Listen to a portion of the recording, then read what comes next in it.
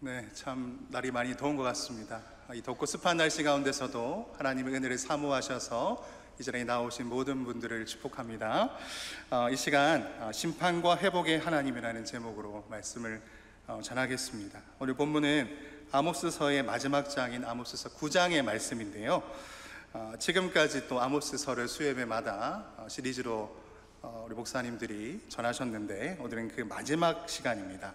그래서 마지막이니만큼 이 아모스서 전체 주제를 정리하면서 크게 두 가지를 이야기하고자 합니다. 첫째로는 과연 이 이스라엘이 심판받는 그 이유, 이스라엘의 죄는 무엇이었는가?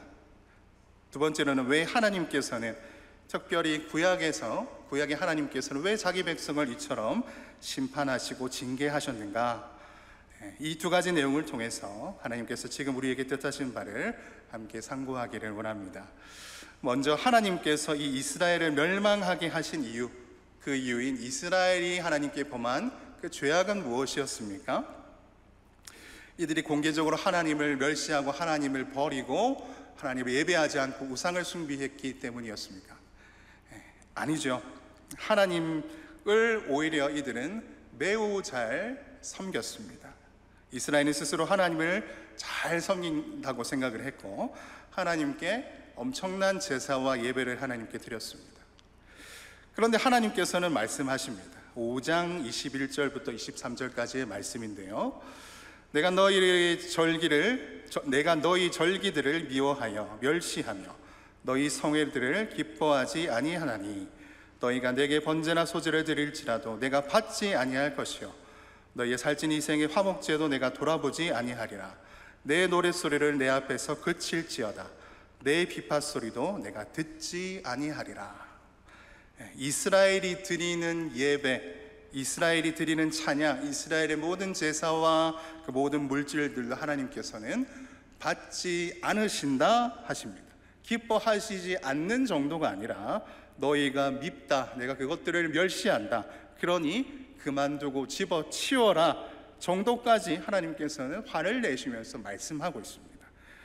아니, 아무리 그래도 하나님께 자신의 마음과 정성을 다해서 하나님을 위한 예배와 제사와 찬양을 열심히 드리는데 왜 하나님이 그것을 받지 않는다고 얘기하실까요? 이들 안에 사실 하나님이 없기 때문입니다. 하나님을 예배한다고 하고 열심히 제사와 찬양을 하나님께 올려드렸습니다. 하지만 그들이 행하는 것은 하나님을 향한 참된 감사와 믿음의 고백이 아니라 자신의 진심이 없는 종교적인 행위였고 위선이었고 자기 숭배였습니다.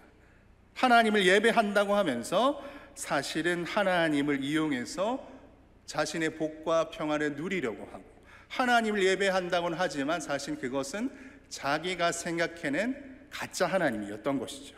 정작 하나님께서 기뻐하시는 것이 무엇인지 하나님의 말씀에는 관심도 없고 하나님의 말씀대로 살기를 거부한 자들이 바로 이 이스라엘 백성들이었습니다. 그래서 예배 드리는 날만 겉으로는 거룩한 사람이 되고요, 나머지 날들은 자기 마음대로 산 겁니다. 그래서 이들은 종교적으로 볼 때는 겉으로는 아무 문제가 없는 훌륭한 사람들이었지만 이들의 삶을 보고 그리고 이들의 마음을 볼 때에 이들은 마치 하나님이 없는 것 같은 삶을 살았습니다. 그래서 아모스는 이렇게 이어서 말씀하는데요, 이 말씀이 아모스서의 주제 말씀이라 할 수 있겠습니다. 함께 한번 읽어보겠습니다. 시작. 오직 정의를 물같이 공의를 마르지 않는 강같이 흐르게 할지어다. 아멘.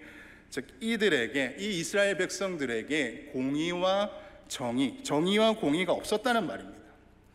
이 정의와 공의는 과연 무엇입니까? 성경에서 매우 자주 나오는 표현인데요, 시편 89편에는 이렇게 얘기하고 있습니다. 의와 공의가 주의 보좌의 기초라.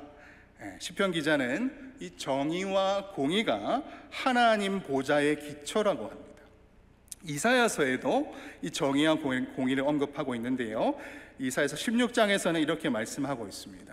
다윗의 장막에 인자함으로 왕위가 굳게 설 것이요 그 위에 앉을 자는 충신함으로 판결하며 정의를 구하며 공의를 신속히 행하리라. 아멘.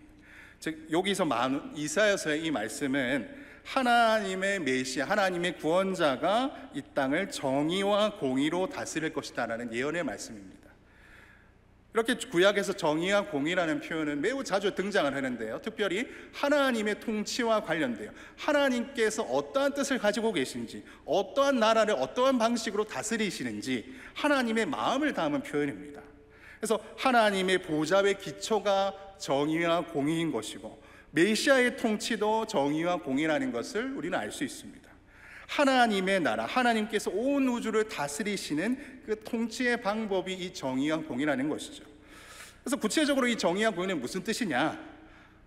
정의는요, 특별히 재판 상황 가운데서 억울한 자들이, 약한 자들이, 가난한 자들이, 가진 것이 없는 자들이 재판을 받을 때에 억울함을 받지 않게 공정하게 재판을 받게 해주는 것, 그것이 정의라고 합니다. 가난한 자들이 가난하다고 억울하게 살고 학대받는 것이 아니라 동일하게 존중받는 것을 정의라고 합니다, 성경에서는요. 그리고 또 공의는요, 하나님의 성품을 닮은 자비, 관대함, 또 긍휼히 여김, 이러한 것들을 얘기합니다. 그래서 여러분, 구약의 레위기서를 보십시오. 레위기서 생각을 해보시면 율법 쓰고 여러 가지 규칙들과 규례들이 있어서 되게 복잡하고 이해되지 않는다고 생각하시겠지만, 사실은 자세히 들여다보시면, 특별히 이웃에 대한 하나님의 율법들을 자세히 들여다보시면 그 가운데 무엇이 드러나고 있습니까?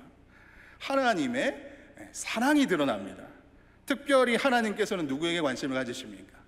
약한 자들, 힘없는 자들, 가난한 자들, 과부들, 고아들, 나그네들, 어쩔 수 없이 조상 대대로 내려온 자신의 기업의 땅을 팔 수밖에 없는 자들, 스스로 가난해서 스스로 종이 될 수밖에 없는 자들에게 하나님의 특별한 배려와 사랑의 법들이 이 하나님의 율법에 담겨져 있습니다.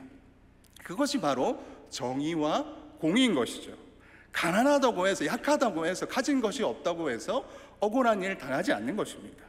남편이 없다고, 부모가 없다고, 돈 없고 힘 없다고 억울한 일 당하며 세상을 저주하며 살아가는 사람이 있는 것, 그것을 하나님께서는 자기 백성 가운데, 자기 나라 가운데 있는 것을 결코 원하시지 않으셨습니다. 근데 바로 이 북이스라엘의 죄가 바로 그것이었습니다.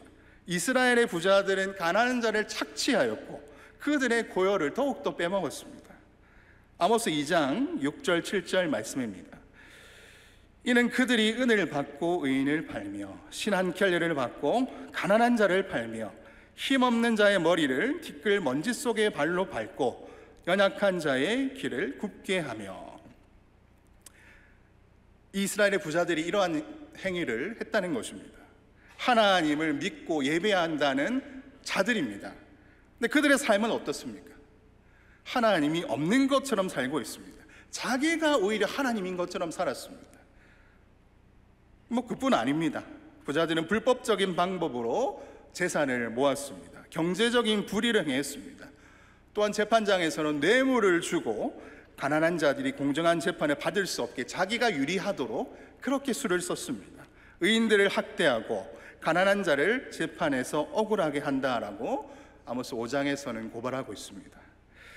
그렇게 아모스 선지자는 이스라엘의 죄를 정의와 공의가 없이, 하나님의 법이 전혀 없이 위선적인 종교 행위만 하는 것으로 낱낱이 밝히고 있습니다. 지금으로 말하면 이런 겁니다. 교회 예배는 다 빠지지 않고 드리고, 기도회, 특별기도회, 부흥회, 금식기도, 헌금, 모든 것 다 잘하는 열심히 특심인 사람입니다. 그런데 자기의 삶의 모습, 일할 때는 전혀 그 모습이 다른 겁니다.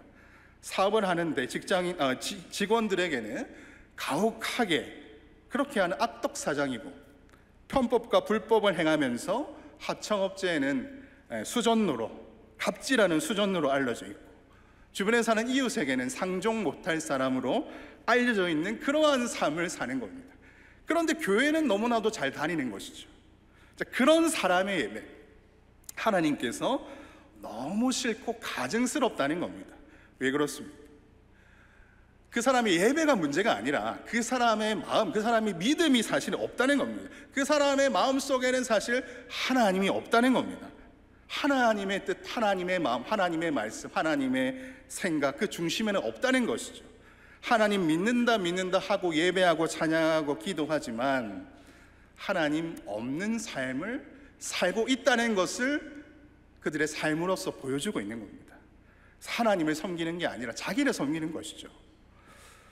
하나님께서는 일주일에 6일 동안은 주무시다가 주일 하루만 깨어 있는 분이 아니십니다. 하나님은 우리의 모든 삶을 보고 계십니다.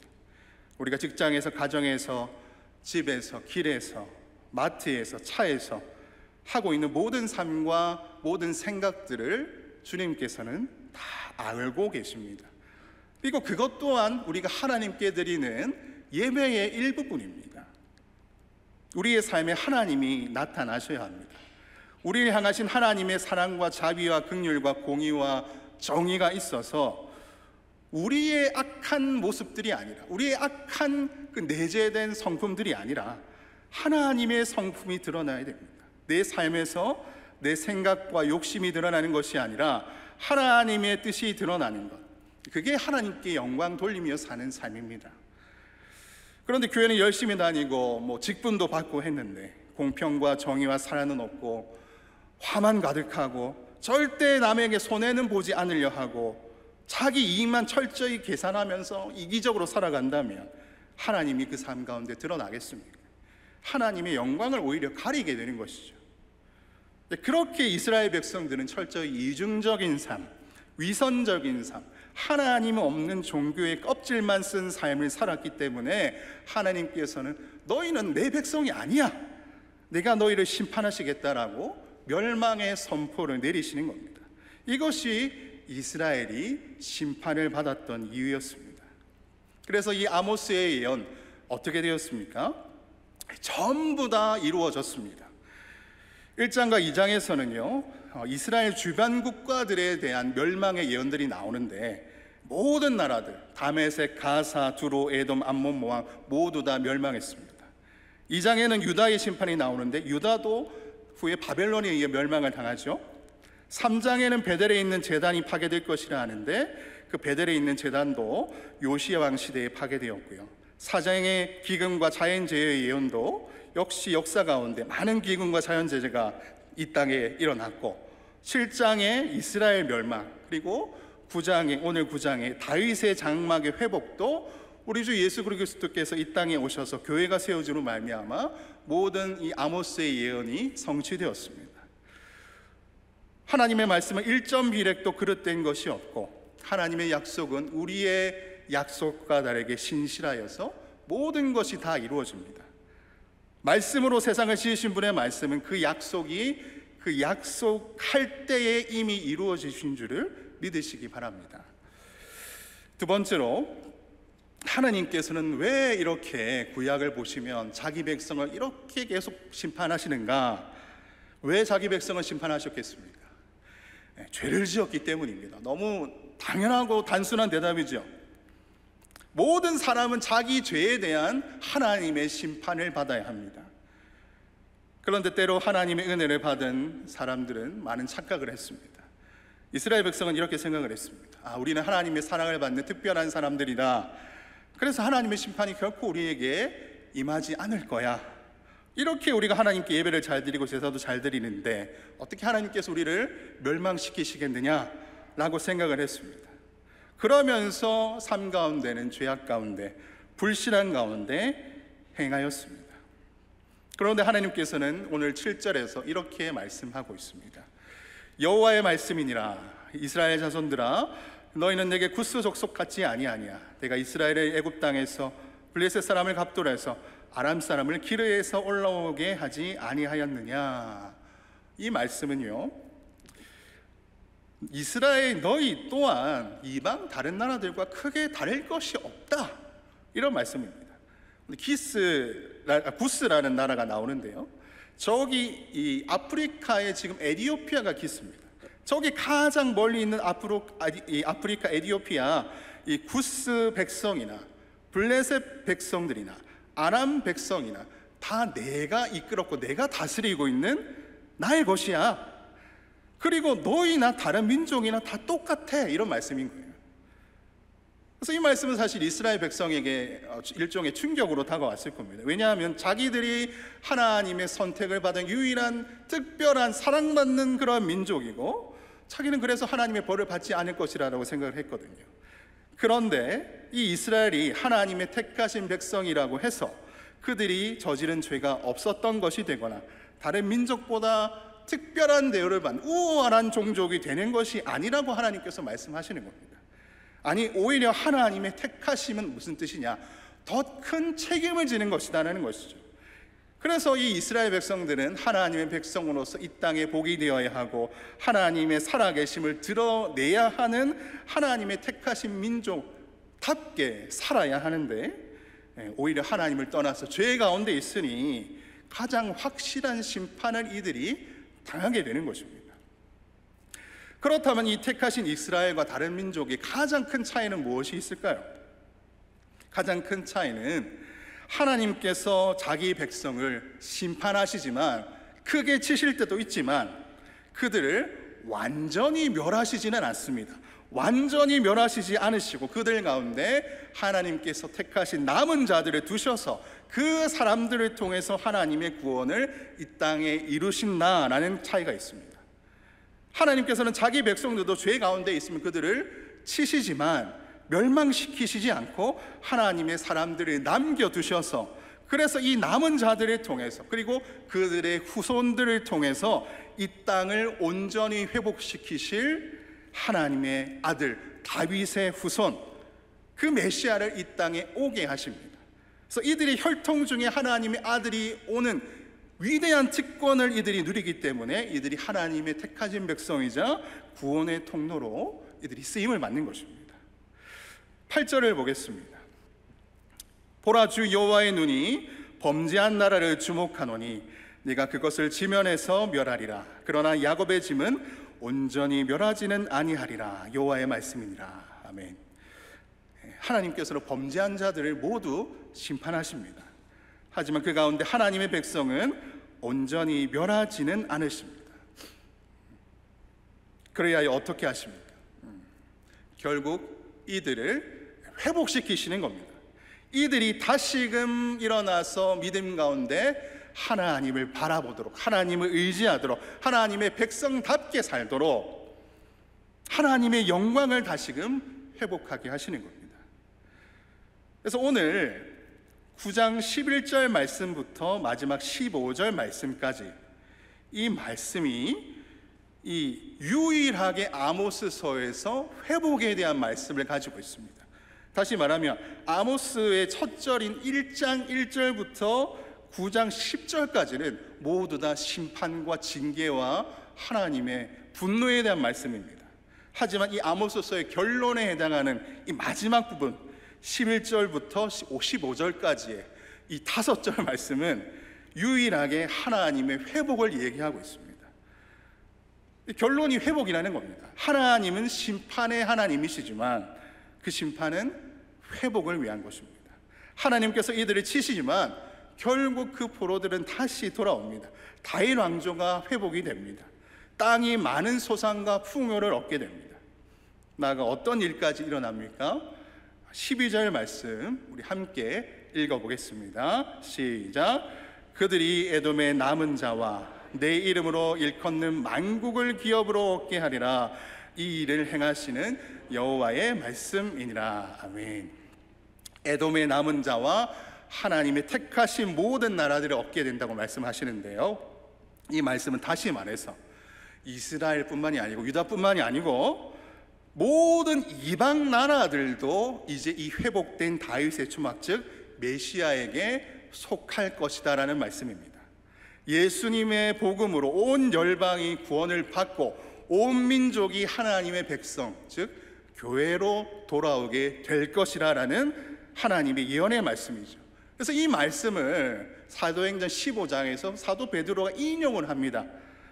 이방인들이 유대인이 되어야 하는가, 이방인이 할례를 꼭 받아야 됩니까? 라는 논쟁이 있을 때에 사도 베드로가 이 말씀을 가져와서 이방인들도 이렇게 예언이 되어 있다, 하나님의 백성으로 받아진다는 예언이 있다, 이렇게 인용을 하면서 이미 사도행전 시기에 이 말씀이 이루어진 것을 우리가 볼 수 있습니다. 그래서 이 모든 심판의 말씀, 그리고 이 회복의 말씀도 다 이루어진 것입니다. 그래서 오늘 이 말씀을 통해서 우리가 크게 두 가지를 살펴보았습니다. 먼저는 왜 하나님께서는 자기 백성을 그렇게나 많이 심판하셨습니까? 하나님께서는 택하신 백성이 죄 가운데 있을 때 심판하시지만 그것은 심판을 위한 심판이 아니라 멸망을 위한 심판이 아닙니다.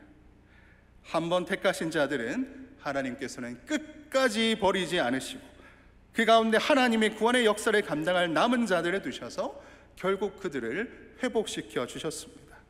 그 가운데 예수 그리스도 하나님의 아들이신 메시아가 오게 하셔서 십자가의 그 복음을 통해서 온 열방에 하나님의 구원이 전파되고 온 열방을 정의와 공의로서 다스리는 주님의 교회, 하나님의 나라가 임하게 하셨습니다. 하나님은 죄에 대해서 분노하시고 미워하시지만 또한 그 죄의 문제를 근본적으로 해결하시고 이 땅의 모든 일그러진 것을 회복시키시고 나아가 깨어진 우리의 삶을 회복시키시기 원하시는 분이심을 믿으시기 바랍니다. 이제 주 예수 그리스도 안에 있는 우리는 더 이상 심판이 없습니다. 우리가 마지막 날 받은 심판은 생명의 심판입니다. 그것을 믿고 나아가시는 여러분 되시기를 축복합니다. 두 번째로 이스라엘의 죄악은 무엇이었습니까? 종교적인 위선과 하나님에 대한 불신이었습니다. 복 받으려고 하나님을 예배하지만 하나님을 사랑하고 말씀에 순종하는 마음은 그들에게 없었습니다. 나아가 이웃도 사랑하지 않았습니다. 연약한 자들을 착취하고 괴롭히고 가진 자들만의 세상으로 만들었습니다. 하나님의 시선은 연약한 자들에게 가 있는데 이스라엘에게는 하나님의 말씀이 없고 그러니 하나님의 마음과 시선이 없었습니다. 겉으로는 거룩한 채했지만 그것도 자신의 종교적인 권위로서 이용하고 자기를 높이는 데 사용했습니다. 여러분, 이러한 자들, 겉으로는 성도지만 실제로는 무신론자처럼 사는 자들, 이 땅에 스스로 성도라 부르는 자들 가운데 사실 얼마나 많이 있겠습니까? 예수님의 길을 따라 자기 십자가 지고 나아가는 예수님의 제자가 아니라 자기 유익과 호기심을 따라 예수님을 쫓아다니던 이름 없는 그 무리들이 얼마나 많았습니까? 그러한 자들이 지금도 있을 것입니다. 그리고 그 사람이 바로 내가 아닌지 우리는 두려워해야 합니다. 교회 열심히 다니고 기도도 하고 금식도 하고 집회도 다니고 직분도 받았지만 그 사람 때문에 상처받고 교회 안 나오는 사람이 생기고 다툼이 생깁니다. 기도를 그만큼이나 많이 하는데 성령의 열매, 사랑과 희락과 화평과 오래 참음과 자비와 양성과 충성과 온유와 절제가 맺혀야 하는데 사랑도 없고 기쁨도 없고 평화도 없고 분쟁만 일으키고 화만 가득한 사람은 대체 누구에게 어떻게 기도를 한 것일까요?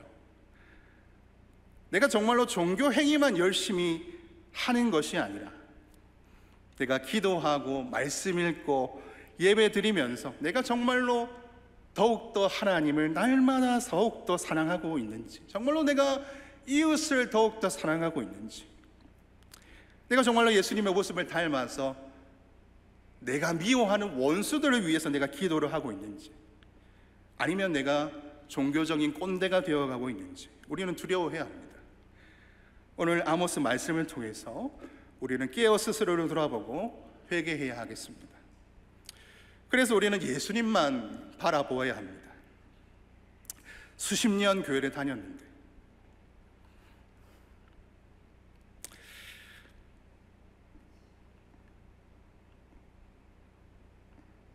우리는 이거밖에 되지 않지 않습니까? 이렇게 변화가 없는 우리의 모습을 우리가 주님 앞에 다 내어놓고 주님의 은혜만을 바라보아야 하겠습니다. 우리도 원래라면 지금 당장 심판 받아야 마땅한 자가 아닙니까? 그런데 오직 예수님의 십자가로 예수님 덕분에 심판받지 않고 의인인 척 살아가고 있지 않습니까? 벼가 익을수록 고개 숙인다는 그 속담처럼 신앙에 성숙한 만큼 우리는 더욱더 주님의 은혜 앞에, 하나님 앞에 고개를 숙이고 다른 사람들 앞에서도 고개를 숙일 수밖에 없습니다. 내가 낸데 하는 것은 복음이 아닙니다. 나의 나된 것은 오로지 주의 은혜입니다 라고 겸손히 고백하는 것이 복음입니다. 바라건대 모든 성도님들은 우리를 회복하시는 하나님 앞에 겸손히 은혜를 구하면서 다시 한번 우리의 신앙이 회복되고 부흥되기를 축복합니다. 형식과 위선으로 가득한 종교인이 아니라 받은 은혜에 날로 주님 앞에, 이웃 앞에 고개를 숙이고 받은 사랑을 이웃에게 전하여서 하나님의 정의와 공의가 나타나는 삶, 내가 아니라 예수님이 나를 통해 드러나는 예수 제자의 삶을 사시기를 우리 주 예수님의 이름으로 축복합니다.